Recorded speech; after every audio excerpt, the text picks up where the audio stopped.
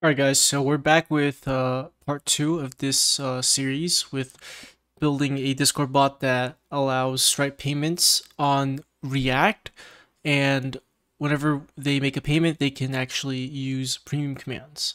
So this video is actually going to be dedicated for Nest.js only. I think this video is probably going to take a long time because Nest.js is a beast of a framework and setting everything up is going to take at least probably an hour, but I'm going to try to see if we can do this pretty quickly while also making sure that I go into detail with everything that's going on. But I have done this before. We're pretty much going to do this again because I don't feel comfortable just throwing code at you guys and telling you guys to just use it. I want to make sure you guys understand everything. And the best thing that we can do is, we have a project from scratch. Let's go ahead and actually, set it up. Okay. So what we're going to do is we're going to set up all the things that we need for our Nest project. And what exactly is that? Okay, so I have a list of things that I wrote down. So essentially what we need to do is we need to set up authentication. We need to set up serialized and deserialization with authentication. We need to set up auth guards to protect our routes only for authenticated users. We also need to set up sessions and session store. We need to set up a type ORM, Mysql 2, and reflect metadata, and the entities for our database. So type ORM is all database stuff, and then we'll also set up environment variables. And I think that should be it. So hopefully it should not take too long. I would say at least max 1 hour. But let's go ahead and get started. So what we're going to do first is we're going to set up these sessions because that's probably the easiest stuff. So there's a lot of documentation that Nest.js has, so we're just going to reference that so we know exactly, what it is that we're referencing, okay? So we do have to install some dependencies, so this is going to be lots of fun. So we're going to install, let's go into Premium Commands API. So we're going to install Yarn Express Session, or not Yarn, sorry, Express Session. And then we're going to install the types, because we're using TypeScript. So that's yarn add -d at types express session. Okay. Okay, cool. So let's go ahead and set that up. So we're going to go into the main.ts file. We're going to go ahead and import the session. So import *as session from express session. Okay, so what we're going to do is we're going to go ahead and register the session middleware, and we're going to need a secret. So this is going to be the secret that's going to encrypt the session ID. So what we're going to do is we're just type a random string for now, or let me try to use up every single alphabet that I can. Okay, so we're going to set resave to false. Okay, and then we'll set save initialize to false. I have explained many times what these two properties do, but save initialize will not save sessions that are uninitialized. And what that means is if the session has not been modified, then it will not be saved. Okay, if it has been modified, then it will be saved. Resave will prevent the session to like forcefully be saved back to the session store, even if the session was not modified. So you definitely want to have both of these things set to false. Okay, we'll do, we don't have a store just yet, we'll configure that later. For the cookie, we'll set the max age. So for the max age, this is how long the cookie will live, like at max. So let's see, this is going to take in a numeric value in milliseconds. So I think this is 1 minute. And then we'll do 1 minute times, well, there's 60,000 milliseconds times 60, so that's 1 minute times 60 minutes, so that's 1 hour. So that should be this amount right over here. So this is 1 hour. We'll multiply that by 24 hours. So this cookie will expire in 1 day. Okay, so we don't have a store yet, but we are going to set that up later. Okay. I don't want to do too much all at once because I want to make sure that we are doing everything step by step and making sure that our app still works just fine. So right now, we have set up sessions, and that's really all there is to it. There's really not much when it comes to setting up sessions. Okay, we're really just registering the middleware, and that's it. So sessions are done. Okay, so let's go ahead and set up the next thing. And the next thing would pretty much be the session store, but I'm actually going to move this, I'm going to move that out. Okay, let's actually set up the database stuff now, because we actually need to make sure we have a database connection before we can actually, have authentication. We need to make sure like our entities are set up. We need to make sure we have endpoints for the user to, visit and stuff. So we'll do the type ORM MySQL 2 and reflect metadata stuff first. So let me cd into that commands API folder. So we're going to install type ORM. So make sure you have MySQL installed, like the actual MySQL server. You can use PostgreSQL. You can also use MongoDB. I would not recommend it because there are other libraries that you can use. There are other ORMs that you can use for MongoDB. I have also used TypeORM with MongoDB. I didn't really quite like it, but if you really want to, you can. And TypeORM is very, very, very, very flexible. So there's many different database engines that you can use with it. And if you choose to swap between MySQL and Postgres, it's actually very easy. You probably don't even have to worry so much about it because it's very portable. Okay, so we're going to install type ORM. We're also going to install MySQL 2. So like I said, I'm assuming that you guys already have the MySQL server installed. If you're not using MySQL, you can use PostgreSQL, whatever you want. Okay, I would recommend sticking with SQL though and avoid MongoDB just for the sake of this tutorial. But if you wish to use MongoDB, you can. So we're going to install MySQL 2. So that's the actual database driver to actually connect to the server. Okay, and then I think the last one is reflect metadata. That's for type ORM. Okay, and that should pretty much do the trick. Okay, cool. So we have all that stuff set up, and what we're gonna do is we're gonna go ahead and do this. I'm gonna go and create a folder called utils, and inside utils I'll create a. Actually, you know what? No, I'm gonna not call this utils. I'm gonna call this type ORM. And I'll create a folder called entities. So this is where all of our entities will be stored. I'll explain a little bit more about that in just a sec. But for now, inside the app.module.ts file, we're going to go ahead and import that type ORM module. For some reason, it doesn't want to import. It's sometimes a little bit annoying, but I guess I'm just used to IntelliSense, but that's fine. We'll just import it, I guess, manually. Type ORM module from. Oh wait, I apologize. It's actually we actually need to install Nest.js type ORM as well. Completely forgot about that.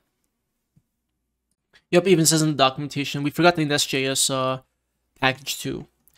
Yeah, there are a lot of packages that Nest.js have that wrap around other packages too, which is good. Very useful sometimes, or most of the time rather. Okay, so we need to import that from @Nest.js type ORM, but it's actually type ORM with a capital O. There we go. And we're going to go inside the imports, inside this imports array, because we are importing the type ORM module into our application. And we're going to call the forRoot function. And this is where we're going to set up all of our database stuff. So for example, we're going to specify the type, and you'll see that there's a bunch of different database types that you can provide. So if you want to use, Oracle DB, or I think it's Oracle DB, Postgres, SQLite, MS SQL, MySQL, there's even MongoDB, MariaDB, whatever it is. You can literally use whatever you want. Okay, type ORM is very, very flexible. So if you don't like MySQL, you can use whatever. You can use something else. But like I said, recommend sticking with MySQL, or at the very least Postgres or some SQL database, just for the sake of this tutorial. So we're going to provide the host. So these will just all be environment variables. So I'll set that up in the .env file. So let me go ahead. For now, this is what I'm going to call my environment variables when we create them. So it'll be MySQL DB host. We'll need the port. I'm just going to do port 3306 because if I try to reference an environment variable, it's actually going to give me a problem. It's going to say that it needs to be a numeric value. So we'll just do 306. What I'll also do is, so we also need the username because we're going to authenticate into our database. So And like I said, I have not created those environment variables yet. I'm going to do that after. Okay. But this is what I'm going to essentially call them. So we have the password, and then finally we need the actual database name. So MySQL DB database. Okay, and we'll also do synchronize. So that's true. Okay, so you want to have this set to false in production mode, because if you have it set to true in production, you might actually lose data. It's good to have it for development, because what happens is whenever you update your entities, let's say if you update the column or you change the name of the table name, it'll actually also synchronize. It'll synchronize your updated entities with the SQL tables. So that's really good. But like I said, do not do that in production. The documentation also recommends you don't set synchronize to true during production. Okay, so this is looking good. We also need an entities array, and this is where we're gonna put all of the entities inside, so that way it can actually create the correct tables in the MySQL database. And even if you want to use the entities like the repositories and stuff, because that's what we're going to use for type ORM, you need to make sure those entities are inside here. And that is pretty much it. So we have type ORM set up perfectly fine. The next thing that we should do is we should definitely create a couple of entities. But let's just make sure that our database connection works. Okay, so since we are using environment variables, let's set that up first. So we're going to install a package called Nest.js /config. Okay, let me just copy that. So yarn add Nest.js config. So this is just going to allow us to configure stuff for our application. But mostly we're using it just for configuration for environment variables. You can actually use YAML files too with this configuration module, but we'll use environment variables. So what I'll do is I'll create a, let's see, there's the config module. I don't know why my IntelliSense is really annoying sometimes. Config, there we go. So we're gonna go ahead and opt for root, okay. And this is going to take in an env file path. So you can pass in the environment file path. So I'm just going to do .env.development. Okay, let me actually move this down here, the straight module. Okay, so this is going to look for a .env.development file in the root directory. So let me create that. And let's go ahead and set up all of our environment variables. So what we're going to do is we're going to set up, let's do the port first. So port will be 3001. Let's do the MySQL stuff. So let's see, we have the MySQL DB username, the password, the database. And you know what? Let me actually do the port too. Might as well. Just in case, because sometimes other servers, or you might not run the database on 3006. Okay, so I'll just leave that there for now. So for the host, we'll do localhost. If you have a remote SQL database, you would provide the remote URL. The username, I have a SQL account already, so I'll just provide that there, as well as the password. And for the database, we're gonna have to actually go into our SQL server and create this. But for the database, I guess I'll call this Discord Premium Commands. Okay, that looks good. I'm trying to think if there's any other environment variables we need. I guess we can also do cookie secrets, so we can do something like that. Okay. We'll also need the Stripe credentials too. So Stripe credentials. So I think it's the Stripe secret key. So that we'll have to get that from over here. So I'll delete that in just a second. So there's that. Trying to think if there's anything else. I think for now that should be it. If there's anything else, we can definitely add that later. Oh yeah, the Discord stuff. Discord OAuth 2 credentials. So that'll be Discord. So we'll need the Discord client ID, the Discord redirect URI, and the Discord client secret. So we'll need that for the OAuth 2 for Passport. Okay. We'll get those when we actually get to that. For now, we don't have to worry about that. Okay, so if we go into our logs, you can see that the connection is working, but it says unknown database and that's because the database has not been created. So let's go ahead and create it real quick. So let's log in. Whoops, it's MySQL. It's test user. Let's create that database. So create database. Is there a better name I could call it? I want to call it something shorter. I guess what I'll do is I'll call it, let's see, Discord. I'll just call it Discord Stripe for now. Like, I don't want to be too, you know, too extra. So just call it Discord Stripe. Okay, so let's save, and the database connection should work. Okay, so running on port 3001, connection was successful. It'll do it automatically, so we don't actually have to, you know, import any create connection function and do that. It'll do it automatically. Okay, and one thing that I'll also do is let me go ahead and get the port from the environment variable. And if that port isn't defined, we'll use port 5001. So we'll do app.list.port, and then let me go ahead and log that so we know that it is actually using the environment variable. Cool. And one more thing that I'll also do is let me actually log the environment as well. I have a system variable on my computer called environment, all in caps, that's set. And on my computer, it's set to development. But on the production server, I would set it to production. So on my development computer, I would set the environment to development, so I can use development environment variables, like, you know, maybe like test variables, for example. On the production server, I would set it to production, so any, like, you know, API keys that need to be live, that would live on the server. So I know which, so the application knows which variables to use based on the environment. So I figured I'd mention that because that might be pretty helpful for some people running in environment mode. Cool. So let's just see, and you can see this is running in development mode. Perfect. Okay, so I think that is good. So let me actually get rid of this real quick. Let me change it to cookie secret. There we go. Perfect. And I think that should be it with the database connection. So now we just have to create the entities.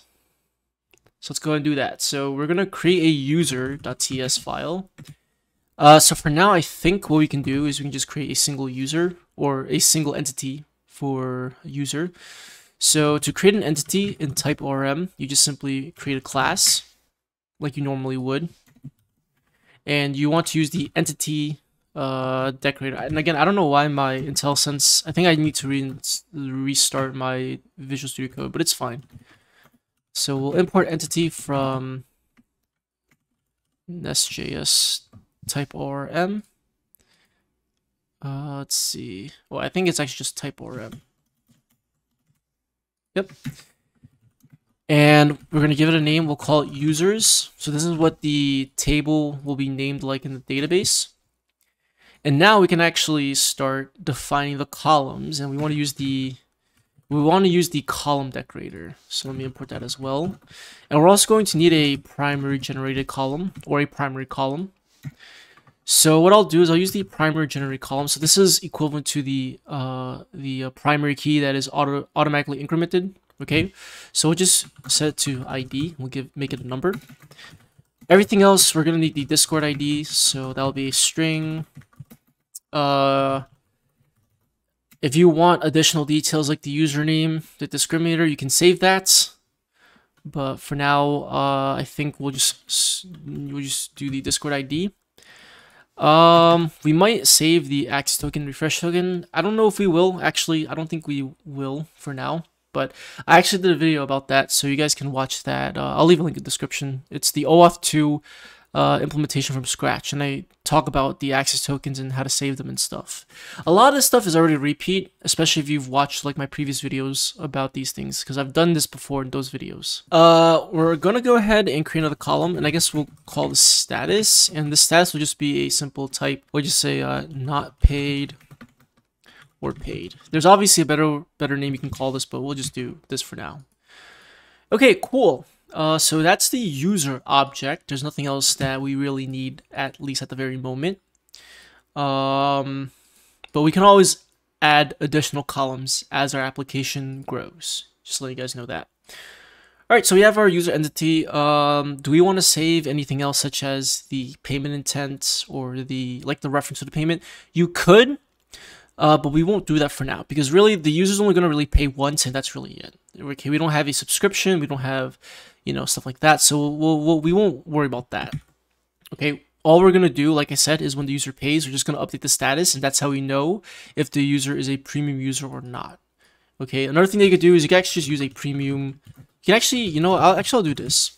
I'll actually use premium instead and set that to a boolean, and we'll set the default to false. Okay, and let me actually also do this.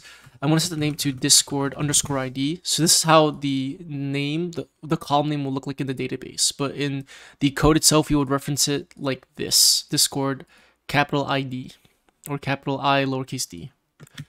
All right, so that's pretty much it. For now, this record does not have any relational, references. It's not going to have any, references to other tables. So we can just exit this, and we're pretty much done with the database stuff.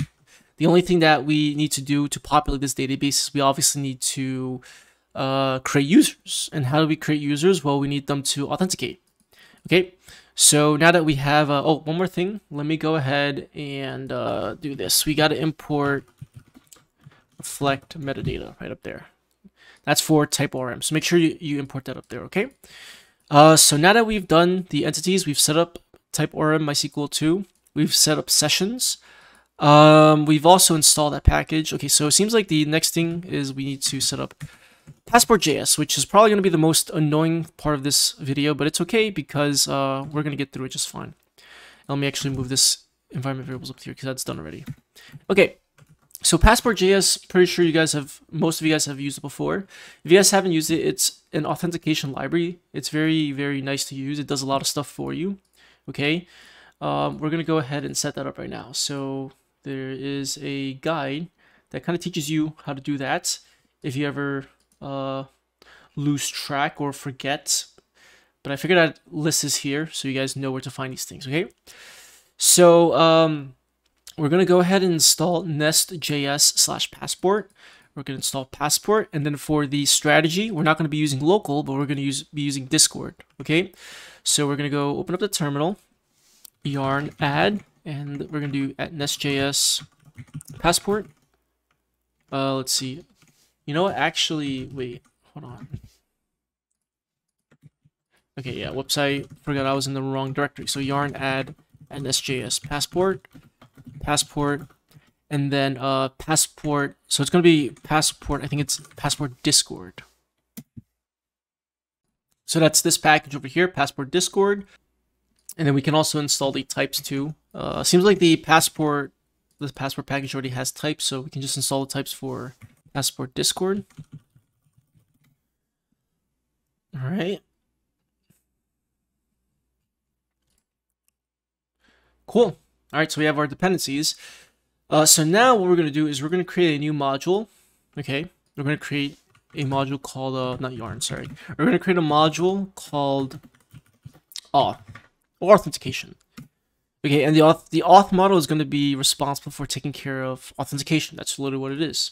Okay, so the auth module will have its own controllers. So let's create a controller real quick. So Nest.g controller. So this is going to go inside the auth folder. Okay, so we'll create a folder called controllers, and then we'll just say auth, because we might have multiple controllers, but I don't think we will. But let's just follow the convention that we're doing with all of our other modules. So we'll create the controller, and you'll see that the controls folder is created, and there's a auth folder created inside controllers. We'll create a service inside auth/services. So that's the auth service. Okay. Awesome. Cool. All right. And we'll also need to create another module for user. Okay, but we'll worry about that later. So right now what we need to do is we need to set up a route for the authentication to actually occur, right? And since we're using OAuth 2, we need to set up the redirect URL. So there's definitely a lot of stuff that we gotta do, but let's go ahead and take this slow. the first thing that we'll do is we'll set up all of the routes that auth controller will need. So what are the routes that the auth controller is going to be responsible for controlling? So it's going to need the redirect URL. So the redirect URL I think is going to be /API/auth/discord/redirect. So that'll be Discord redirect. So this is where Discord is going to redirect to when the user authorizes. Okay, and Passport is going to take care of everything. Okay, so we're gonna just call this redirect, and I'll just return a redirect. We're also gonna have to set up a guard too later in order to actually get this to work in order to actually invoke Passport. Okay, so we have the redirect URL. What's next? Well, we're also gonna need a route to check the status. So I guess we can do something like status. So this will just give us the user's status. For now, we'll just return at the object. We won't need an actual login route. The Discord/redirect is actually the login route. Okay, that's where Passport is taking care of everything. Though I do think we will need a log out route. So I think post request is probably best for log out. So log out. And this literally just takes care of logging the user out, which, like I said, we'll implement later. Okay. And I think that is going to be pretty much it for all of the routes. So like I said, whenever we click on authorize on the page on Discord, it's going to redirect to this URL. Okay, now in Express, we use Passport to authenticate with Passport to handle all of the things that need to be done in order to authenticate the user. What we're going to do in Nest, though, is we're actually going to use something called a guard to actually invoke Passport. You can see in the documentation over here, too, they use the use guards decorator to invoke the local strategy. But we're going to create a guard for our Discord strategy, and we're going to pretty much implement that. Okay, so what do we have to do from here? So actually, I do apologize. Let me actually go ahead and create the login route. Just because I think the login route will actually take care of redirecting to the actual Discord platform too. So we should have that just in case. Yeah. Okay. All right, so this should be fine. Okay, so what's next is we actually need to set up Passport. So what I'm going to do, or the strategy, sorry, the Passport strategy.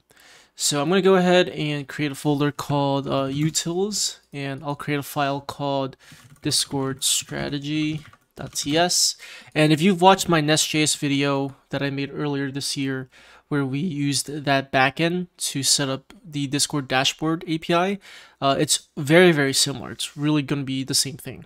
Okay, so what we're going to do is we're going to create a class, call it Discord strategy, and we're going to extend the original Passport strategy class.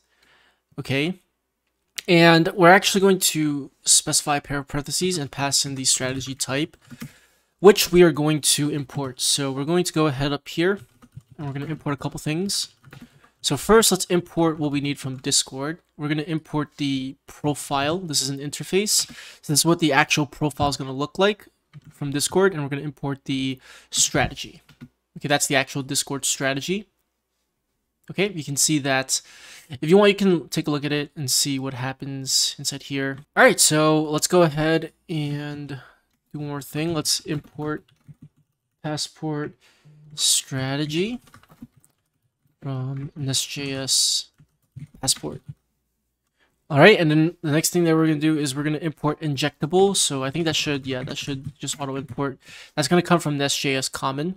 So this ensures that we can actually inject the Discord strategy wherever we need it. Okay. And now what we're going to do is we're going to go ahead and provide the constructor, and we're going to call the superclass constructor, also known as the Passport strategies constructor. And inside the superclass, we need to actually provide the client ID, the client secret, the callback URL, as well as the scope. So this is going to look very similar with any OAuth 2 provider you use, but since we're using Discord, this is how we're going to provide it.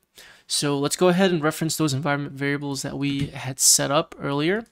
which we still have to obviously get the credentials, but for now we'll just reference those for now. Okay, and it will throw an error if these values are undefined. Just letting you guys know. So let's go ahead and do that. Let's get the redirect URL. So it's called callback URL for the property.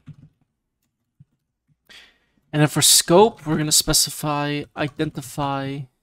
Okay, for now we'll do identify. If you need guilds, you can do guilds. So I think actually the strategy itself actually will redirect for us. We can double check real quick. So I think that's the reason why I added the extra login route, because if we visit this, we can get it to invoke the strategy so that it'll actually redirect the user. Okay. All right. So there's another function called validate, and this function is actually where we're going to validate the user. And it actually gives us a couple of parameters: the access token, the refresh token, as well as the profile. So the access token, I already explained what that was in my previous videos, but the access token allows you to make requests on behalf of the user. So you can actually use the access token to get the user's basic details like the ID, their avatar. You can use it to get the guilds that they're in, and a bunch of stuff. Okay, like I said, watch my OAuth 2, my 4-episode OAuth 2 series, and it'll make a lot more sense. The refresh token, I already explained that already. And the profile, that's just all the details of the user. Okay, so for now, I'm gonna go ahead and just console log validate. Nothing crazy is gonna happen because we haven't done anything yet. Okay, but one more thing that we need to do is we need to we need to implement the auth service. Okay. So the auth service is pretty much where we want to actually set up like things like, validation, making sure that the user is, who they are. If we want to create the user, etc., we have to make sure we do that. Okay. So in the auth service, the only thing that we really need to do is just validate the user. But since we're using OAuth 2, we don't actually need to worry about doing things such as comparing passwords. What you could do is you can actually just search for the user in the database and return it if they're found. And if they're not found, you can actually just create the user. Okay, it's very, very simple. So instead auth service, first let's create the interface first. So export interface iAuth authentication service. I'll just call it Auth Service, since that's what the service is actually called. Okay, so we're gonna have a function called validate user. Okay, we're gonna have a function called create user, and I think we'll have one called find user as well, and we'll have to implement all of these. First, let's implement the interface. So implements iAuth service. And when you implement an interface, that creates a contract between the class as well as the interface. So you need to make sure you implement all of those methods, okay? So I'm going to go ahead and just hover over here. We'll go ahead and just implement all of these by doing a quick fix with VS Code. Okay, so the first method that we'll need to implement is validate user. And like I said, this function should be responsible for checking to see if the user exists in the database. If they do, return that user. If the database does not contain that user, you simply just create a new user. Okay, so let's go ahead and implement that. So it's going to be very simple. So validate user is going to take in user details. So we'll actually create a type for this. So let me actually do that real quick. So let's see. I think what I'll do is I will create a folder called utils, and this is where all of like the constants, all of the types will go, any interfaces, etc., etc. So let's see. Export type user details. You can use an interface if you want. I like using types. Okay. So the user details. What exactly do we need from the user? Well, the only thing that we really need, like I said, is the Discord ID. So that'll be a string. And we also will need, let me see.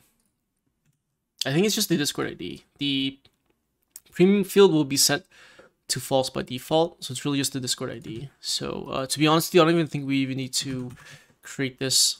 I mean, later on, actually, yeah, I'll do it. Later on, when we need more data, we can, extend, or not extend, but like add more fields to this user details, just for good practice. Okay, so user details.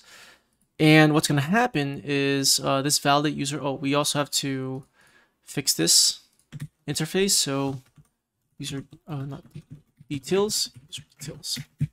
Perfect.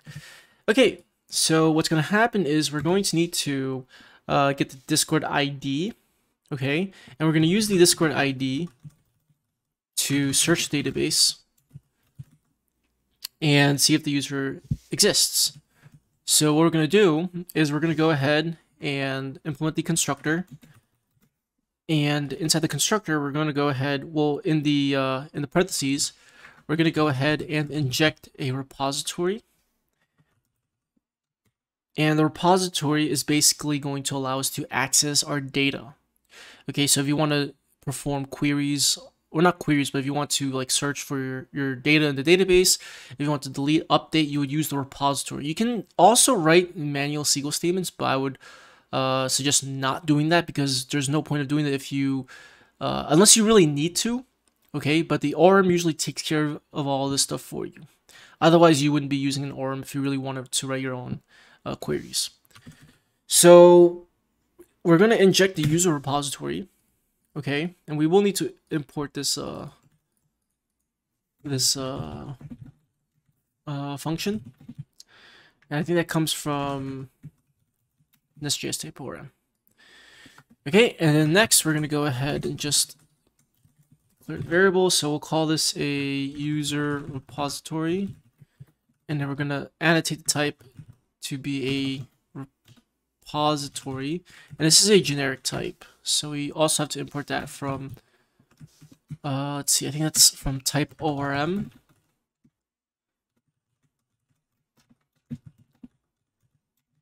Yeah, perfect. Okay, so now what we do is we simply, well, first let's make this an async function, and we're gonna call user repositories find one function. And we need to pass in the Discord ID because we're trying to search by the Discord ID, nothing else but the Discord ID. If the user in that database exists with that Discord ID, we are going to return that user. If they don't exist, we are going to create a new one. So what we can do is we can simply use a ternary operator for now because we aren't doing any updates. Okay, if we need additional data, we will obviously need to take care of updating data because, for example, usernames and avatars can always change. So if you were to save that, you definitely should want to consider updating those every single time the user re-authenticates. Okay, because you'll get the actual new profile every single time they re-authenticate. So if the user exists, we'll return the user. Otherwise, we will call this.createUser. And this.createUser will create a user. So let's go ahead and do that. So let's type annotate the parameter. Well, first let's add the parameter for create user. Okay, so details, user details, and let's implement that. And like I said, this all it does is just creates a new user. It's very easy. So to create a user with the repository, you simply just do const user. You reference this dot user repository. So the user that you want to create, and you can pass in all of the details. So for example, we only really care about the Discord ID because premium will be set to false by default, which is good. Oh, whoops, not Discord ID. I can actually just pass in details because the type details as well as the deep partial, the stuff that you can pass in to create the user, they have similar types, so you can actually use that. Okay. And then once you create this user, you actually have to save it because calling create doesn't actually save it to the database. It just creates the entity instance, but doesn't actually save it to the database. To save it, you can call the save function on the repository. Okay, so we just pass in that entity, and we'll just return that, and this will give us a user instance. Let me go ahead and do one more thing. Let me go inside the validate user, and let me just note that this returns a promise of a user instance. Same thing with create user as well as find user. Okay, but this will actually let's actually implement find user real quick. Might as well, right? So find user, we'll search it by we'll create another type. we'll call this search user params, or I'll call it find user params, because we want to find the user based on the Discord ID or ID. So if we want to find based on their primary key, that's the key that's generated on our database, we can definitely do that. That's going to be a number. If they want to find it by Discord ID, that'll be string. Most of the time, we would search by Discord ID, though. Okay, so I'm just going to set this to a partial, because this will, let's see, can I even do that? Oh, whoops, yeah. I'm going to set this to a partial, because I'll ensure that these parameters are optional. Because you can actually specify more than, let me see. User params. You can specify more than one parameter for these search conditions, and I'll show you. So params find user params. So what we'll do is we'll do return this.user repository.find one, and you can specify the ID as well as the Discord ID. So you can specify more than one if you really want to. Okay, but that's literally what this parameter is going to be. So whatever we pass into this parameter here is what we'll search by. So this makes this function a little bit more reusable and more generic. So what we need to do is inside of the Discord strategy. Okay, this is where we need to actually inject the auth service. Okay, because in the Discord strategy file, it's going to call auth services validate user. Okay. And since we're using OAuth 2, there's really like no scenario where like authentication really fails, unless like you implemented something incorrectly. And the reason why I say that is because you're logging with Discord. Okay, it'll fail if Discord fails, but if Discord doesn't fail, then your authentication will technically succeed. Okay, so that's also one downside, is that Discord, you are relying on Discord in order for your application to work. And if Discord goes down, that means your application does not work. Okay, and we're not doing any password validation because we don't have any passwords saved in our database. Okay, so what we're going to do inside this validate function is we're literally just going to call this .auth service, but we need to actually inject auth service first. Before we do that, let's go into the auth module. And the same thing that we did with the Stripe module in the first episode, what we want to do is, instead of having auth service provided like this, we want to use tokens. So we're going to pass in an object instead, and we're going to specify the provide property, and for the value, we'll just call this auth. Yep, it has to be a unique token, and for the class, that'll just be auth service. And now what we're going to do is we're going to inject the auth service into the Discord strategy file. And to do that, we do it the same way that we've been doing it before with other services. So we're going to inject the auth service. So it's just called auth. And actually, you know what? Let me call it auth service. That'll be better. Okay, cool. Auth service, and then private read only. We'll call this auth service, and we type annotate it with the interface. Awesome. Now, some people might ask why we type annotate with the interface instead of the class, like the actual auth service class. You could, but what happens is that if you type annotate with the class itself, there might be methods in the auth service class that are just like its own methods that are not implemented because of the auth service interface. And like I said, if you do that, like if you reference those methods, you're programming to the implementation rather than to the interface, and that kind of breaks that whole pattern. So essentially what happens is, if you have like the interface, right, you're basically binding the class to make sure that it implements all of those methods. Okay, so if you need to ever change something with the interface, you can just easily swap it out without having to worry about the implementation. Okay, so now that we have injected the service, we can just do return this.auth service.validate user, and we can just pass in the necessary details. So the only thing that we really need is the Discord ID. So what I'll do is I'll just create a variable called Discord ID, and it's going to be equal to profile.id. There's really nothing else that we really need. Well, actually, wait, I completely forgot. We need the email. I can't believe that went over my head. I apologize. It took me about 20 minutes to figure that out. Excuse me. Okay. email. Yeah, email is an important thing too, because we will need the email for the like Stripe stuff. Okay. And we should also create entities for the Stripe customer too, which we'll worry about later. Okay. Yeah, excuse me about that. We need the email as well. So let me also fix that up. So let me go into the types and let me add email there as well. And let me add email here as well. And we can simply just add email over here. Const email. Let me actually just destructure these things. Might as well. So ID will be destructured as Discord ID, and then we'll have email. Cool, so that'll get passed down into validate user. Let's go back to here. So we're searching by Discord ID. You can search by Discord ID or email really, because to be honest with you, those two should be unique. Okay, you shouldn't have more than one record with the same email. But regardless, we have the details, we're passing it down, we're creating the user, perfect. All right, so that should be good enough. Now, we need to actually do this. We need to actually invoke this strategy. Now, the question is, how do we actually invoke this strategy, right? How do we actually do that? Because we have this passport strategy in Express, we would call passport.authenticate to actually invoke the strategy. But how do we do it in Nest.js?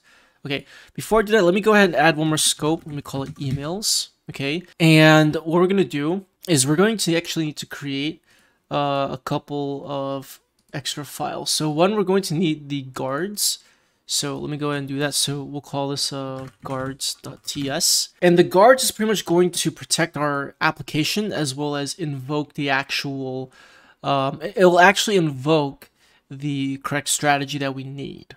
Okay, so for example, what we're going to do is we're going to create a class called Discord Auth Guard, and it's just going to extend Auth Guard, which we need to, Auth Guard, which is going to take in the Discord string, and we do need to import Auth Guard from Passport, from Nest.js Passport. So import from Nest.js Passport, import Auth Guard, just like that. Okay, and we're going to go ahead and also annotate this or use the decorator injectable for Discord Auth Guard, because it really is going to be injected into the control that we want it to be used for. Okay, now we're going to need to implement the can activate function. Activate. And this can activate function is going to have a context parameter. Okay, and this context actually gives you information about the request. But what we're essentially going to do is we're going to go ahead and do this. So we're going to create a variable called activate, and we're going to go ahead and await super.canActivate. So we're going to call the super class constructor, so auth guard. Okay, we're going to pass in that context, and we want to get this value as a Boolean value. Did I spell activate correctly? Yes, activate. Okay, cool. And so what we do here is we simply want to take the context, we want to switch it to HTTP, and we want to get the request. Okay? And then what we want to do is we want to call super.login. So that's superclass constructor's login method. And we want to pass requests. So this actually does something similar to what happens with Passport in general. It actually will take care of logging the user in. And so it'll attach the stuff like, rec.user. It'll attach those properties to rec.user. It'll do everything that it needs to do to modify the session and etc. Okay? And then we can just return activate from here. So this is the guard that we're going to need to invoke in our auth controller so that we can actually get the user to log in. Okay? We're going to create one more guard that is going to be responsible for protecting our routes, our endpoints, our controllers. So we'll call this Authenticated Guard, and this just implements can activate. Okay, and what we can do is we can just implement the can activate method. We can take the same execution context, and what this is going to do is just going to return a Boolean, and we're just going to check to see if the user is authenticated. So we can reference context switch to HTTP, get request, and we can just check to see if rec.is authenticated. Because there is a method called is authenticated on the request itself. Okay. And I think that's what the Nest.js Passport library takes care of, so you don't have to worry about that. So these two guards should be good enough, and I'll tell you how to use it with your controllers. All right, so now that we have our guards, how do we actually use these guards? So we're going to go inside the control.ts file, and basically for the login method, we're going to call the use guards decorator, and we're going to pass in the Discord auth guard, just like that. Okay, so watch what happens if I actually try to go to, well, first we actually have to fix a couple things.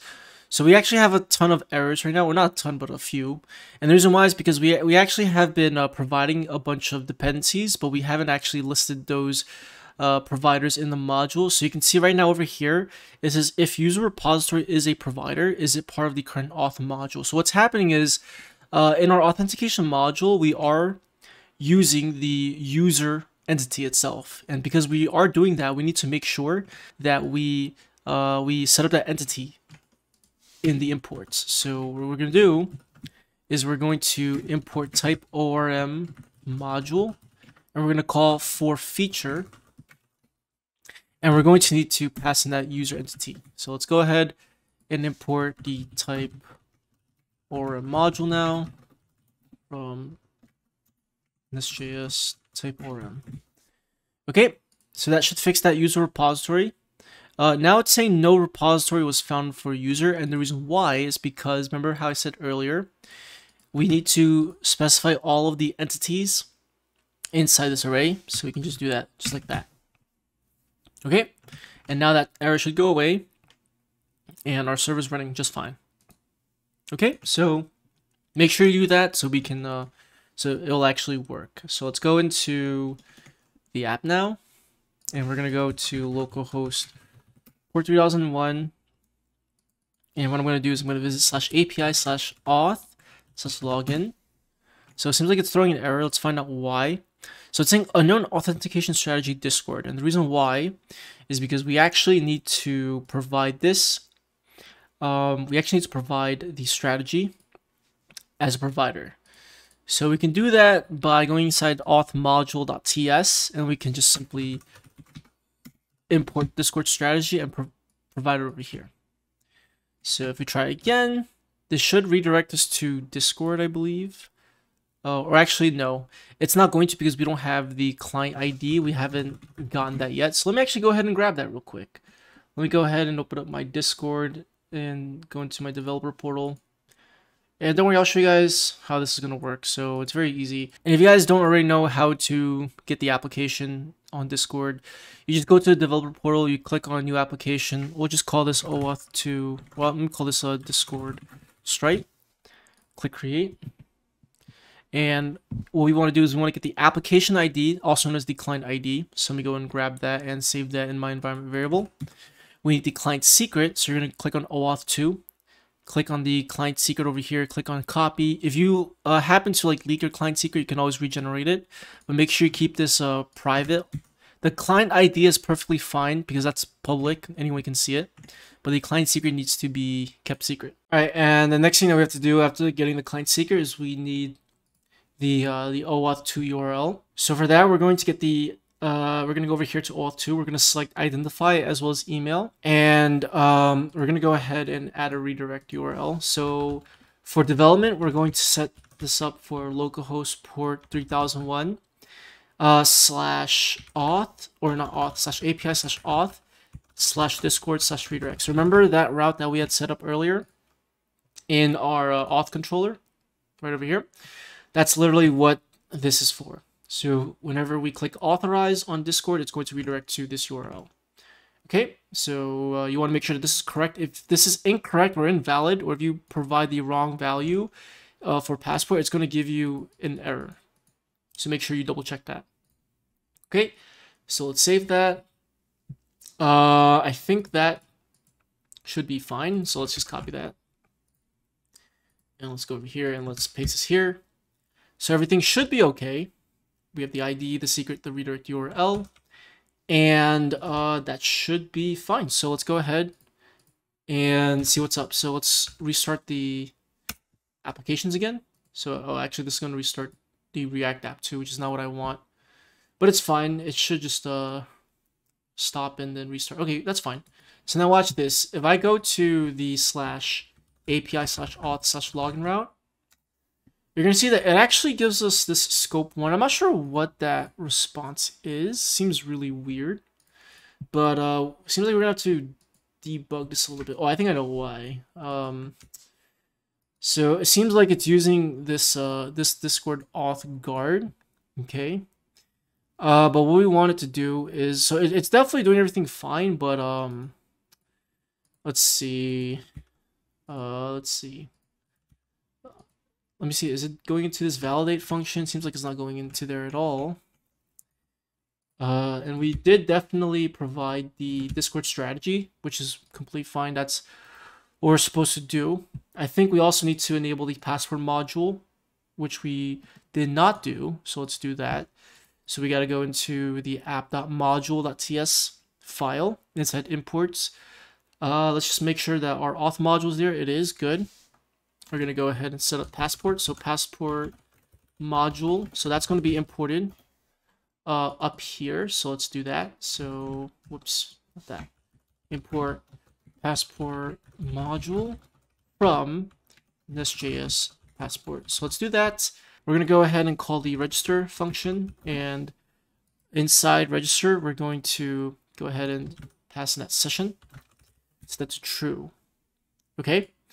So that should be it for setting up for registering passport. We also need to go inside the main.ts file, and we need to initialize passport as well. Let's not forget about that. You have to make sure you do that as well. So I'm going to go ahead and import passport from passport. And we're going to go right over, I think maybe right over here.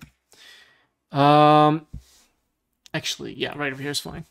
So what we'll do is we will call app.use passport.initialize. So it's really just the same thing that we have to do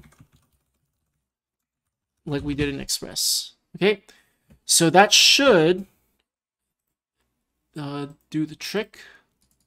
Let's try. Again. It seems like that did not fix that. So it seems like we're definitely missing one more thing.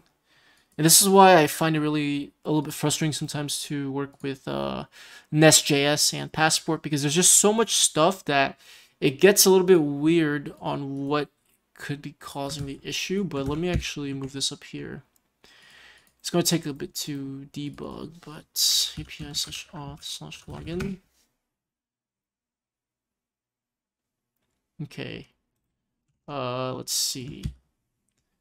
Discord strategy. So, oh, I think I have the wrong scope. So yeah, I definitely did have the wrong scope. Okay, so yeah, if I do that, you can see that it'll give me this. Okay, so that's good. We know that the guard, or not guard, the Discord strategy is being invoked, which is good. Now watch what happens when I click on authorize. You're going to see that it goes to this redirect, and if we look in the console, nothing happens because we haven't done anything yet. Okay, it literally just goes into this redirect right over here. But we haven't done anything with this route. We actually need to use a guard in order to actually invoke passport. Now, how do we do that? Okay, how do we invoke passport with this redirect URL? Because essentially what's going to happen is when they redirect, we need to invoke passport so it can actually take care, or not passport, but the passport strategy. So that way it can take care of all the things it needs to do. So what we're going to do is we're going to go ahead and right underneath this get, we're going to do use, not this get, sorry, this redirect, sorry. We're going to do use guards. And we're going to go ahead and pass in Discord auth guard. So basically the same thing, right? This is the login route that will take care of redirecting, and this is the redirect route that will take care of actually saving the user or, you know, finding the user. Okay, so let's go ahead and try this out again. Let's go back here. So API/auth/login. Let's click on authorize, and you're going to see that it gives us an error that's better than what we had before. And the reason why it's throwing an error is because we failed to serialize the user into the session. And that's completely fine because we didn't implement the serialization or deserialization function yet. You can see that validate, however, is being logged, and that is coming from this validate function. So we know 100% that this function is being called, and we can assume safely that the user is in fact actually being saved. So if I actually go into the database, if I select the users table, you're going to see that the user's there, and that's my Discord account. You can see that premium is 0. That's false, okay? And you can see the email, you can see Discord ID, etc., etc. No, the problem here is that it's just failing to serialize the user into the session. And again, we haven't done that yet, but that's okay because we're going to do it right now. So how exactly do we handle serialization and deserialization in Nest.js? Well, it's actually quite simple. What we're going to do is we're going to create a new file called, I'll call this passport serialize.ts. Call it whatever you want, but I'll just call it passport serialize.ts. We're going to go ahead and create a class called session serializer, or actually, you know what? Let me rename this to session serializer. And we're going to extend the passport serializer class. Let's go ahead and import that class now. So we're going to import that from the Nest.js passport module. Okay. And what we're going to do is we're going to have to implement the serialize user and deserialize user methods. Okay. So, like I said, if you've used Express before, this is very similar, very identical to the passport.serialize and passport.deserialize functions. Okay. Now, inside the session serializer class, we will actually need to do a couple things. One, we need to actually get the user. We need to actually be able to search for the user. Now, I'm not going to create a user module, at least not right now. What I'm going to do is I'm actually just going to go ahead and use the Auth Service. I know it kind of doesn't really make much sense to use the Auth Service here to search for users, because really when it comes to finding users, that should really belong in its own individual user module, because that's really where that domain falls under. So it doesn't really make much sense to have these methods create user and find user inside Auth Service. Typically, what I would personally do down the road is I would create a user module and actually put these create and find user methods inside of the user module, inside a user service that's inside the user module. And for the auth service, the only thing that I would do is I would just change the method from validate user to authenticate user. But for now, we've already done a lot, so I don't want to confuse you guys too much. So let's just stick with this for now. So what we're going to do is we're going to inject the auth service. I think I called it auth service. Let's double check. Yep, auth service. So we're going to inject the auth service into session serializer. Okay, so auth service. So instead of actually creating an instance of the auth service class, we're taking advantage of dependency injection. So we can inject literally this class wherever we want, and it won't actually create an instance. We can just reference it. What's the problem here? Okay, so yeah, that's fine. We have to call the superclass constructor. Okay, there we go. Now I can go ahead and reference auth service and call find user. Okay, so let's implement the serialize user and deserialize user function. So serialize user is going to look the same exact way that you saw in Passport with Express. It's literally very simple.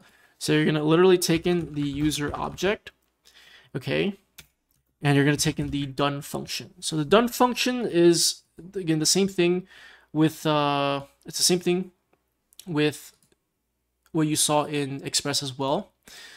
So it's going to have either an error or the user object in those two parameters, okay? So for example, error, or user, like that. That's what the function looks like, and it's a void function, so we'll label like that. Okay, so remember serializing the user into the session. We're basically telling the library how we want to actually save the user to the session. And what we'll do is, honestly, we'll just save the user We'll just save the user for now. So we'll just call done. We'll pass in no error, and we'll pass in the user object. Okay, so deserialize user is going to take in the user object as well, and it's going to take in the done function. The done function is going to look exactly like this. So what we can do is actually we can move this into its own type. So do export type done is equal to that. Let's import that user entity.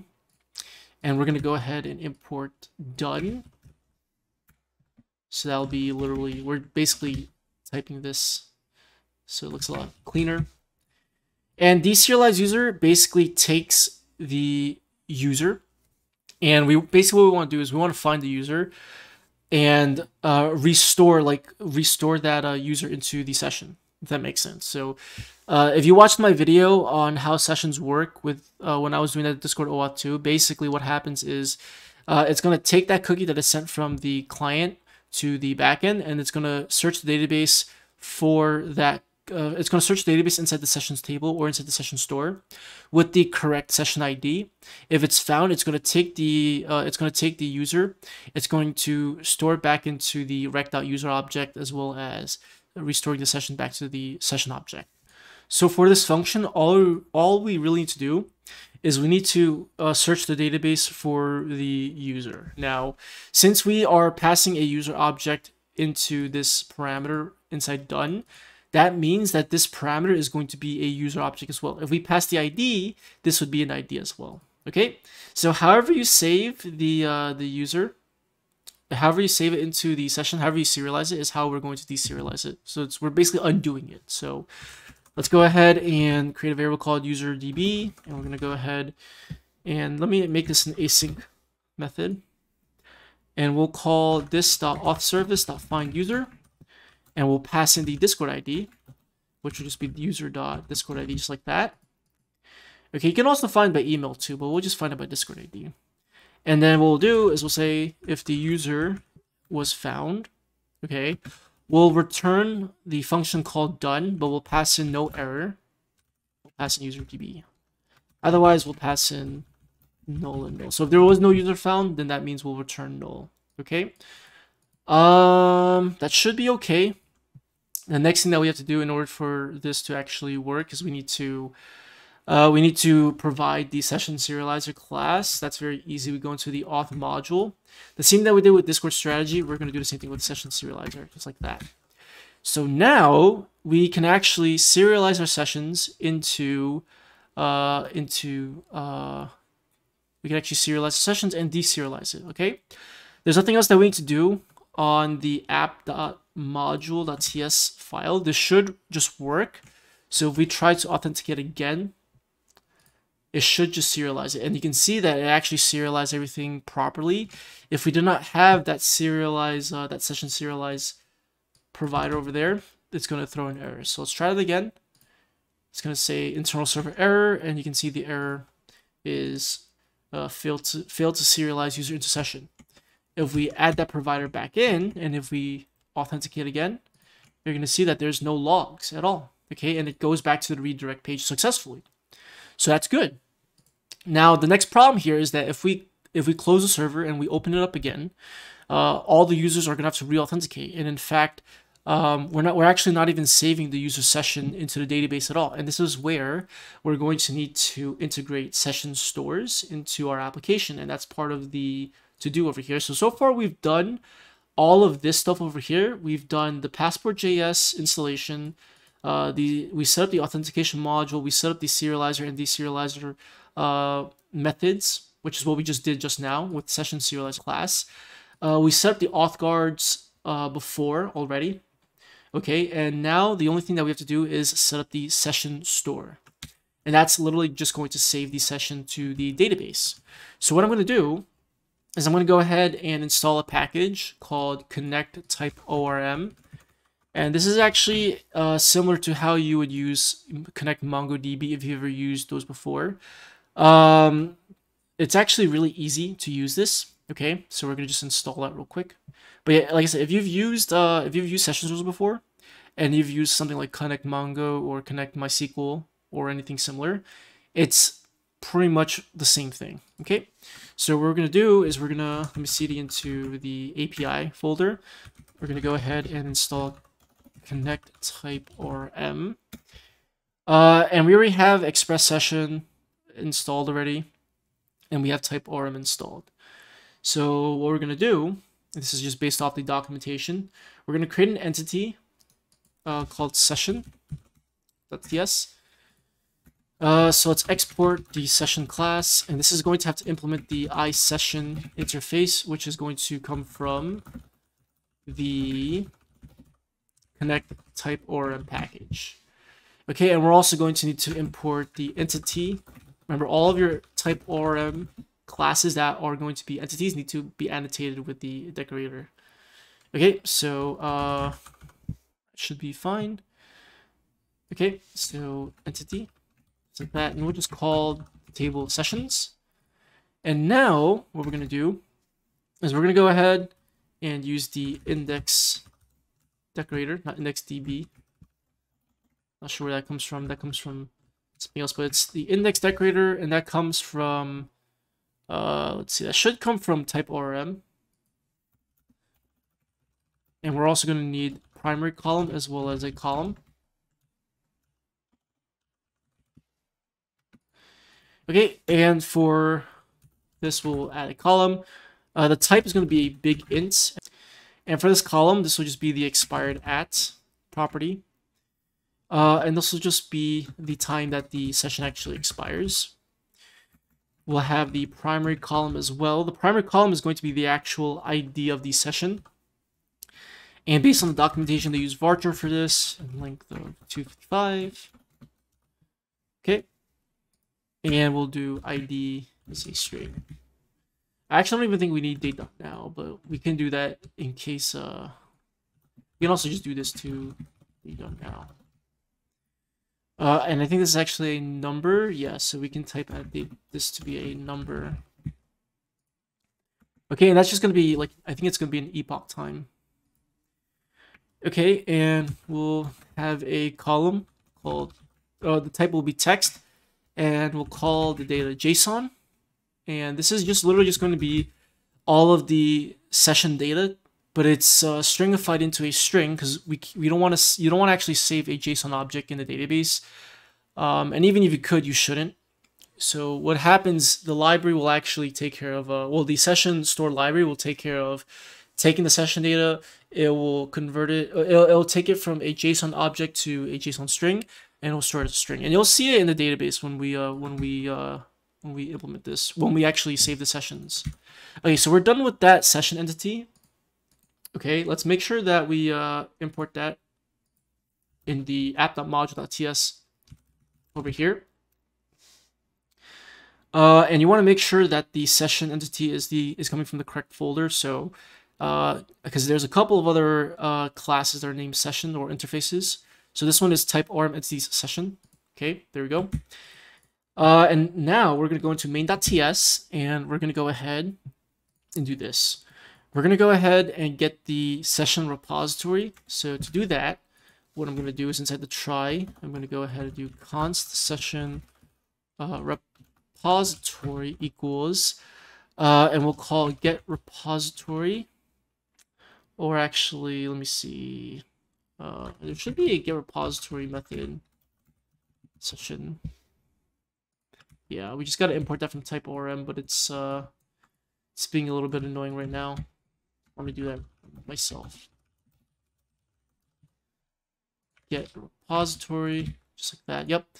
So that'll give us the repository, and once we have that repository, we can go into this session object over here, or inside the object that's passed into the session call. We can provide the store right over here. And for the store, we will just simply say new type ORM store. So this is going to be imported. This is going to be a class imported from, let's see, it should be imported from type ORM. The connect type ORM.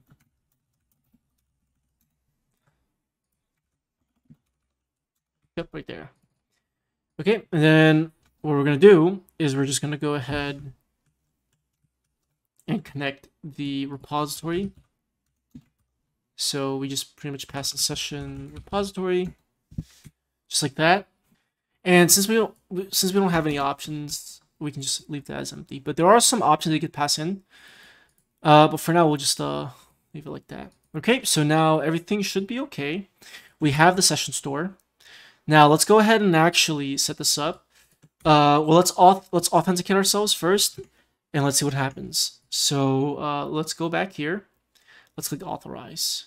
Now everything's fine. If I go into the database, let's show all the tables. Let's select from sessions, and let's see what is in the database. So you can see that we have the expired at. That's the time that the session expires. If I throw this into to an epoch time converter, so for example, if I go over here to epoch converter, if I pass in that time string, you can see that it gives me October 8th, 1:56 p.m. or 6:53 a.m., which is what the time is currently right now. So literally in one day, which is what we had set the cookie to expire in.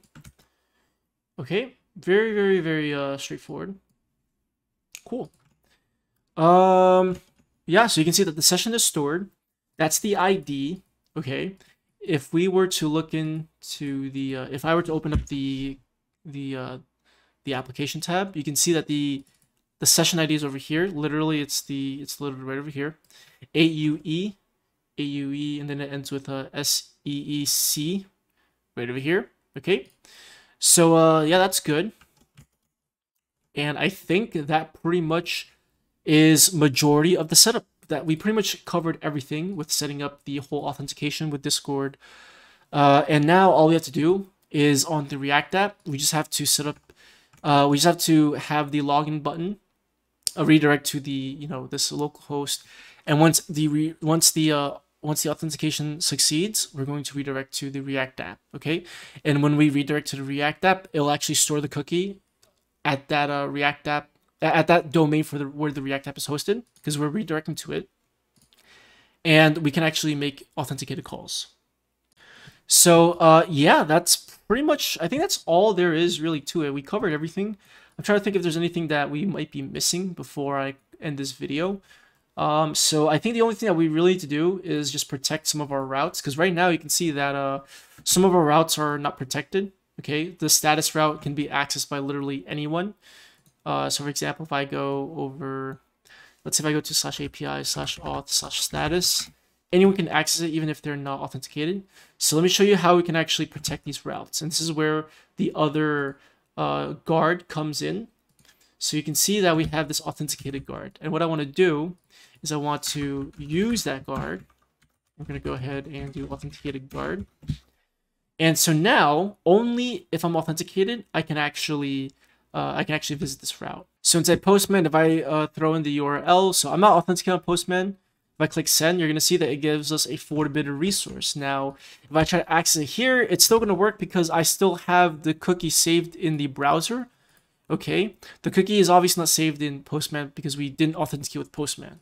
Okay, so that's how you know that it's working. Now let's return something more meaningful. So we can actually use the rec decorator, and we can get the request object. Let's type annotate this to the actual request object. So that type comes from Express. Let me go ahead and get the response object as well. Let's do that. And what I'll do is I'll return rec.user. Okay, so actually I can't do return rec.user. It's res.send rec.user. Okay, so if I refresh, you can see that it gives me the user. Okay, so that's pretty cool. And yeah, so that's how you protect your route. So now we can create as many controls as we want.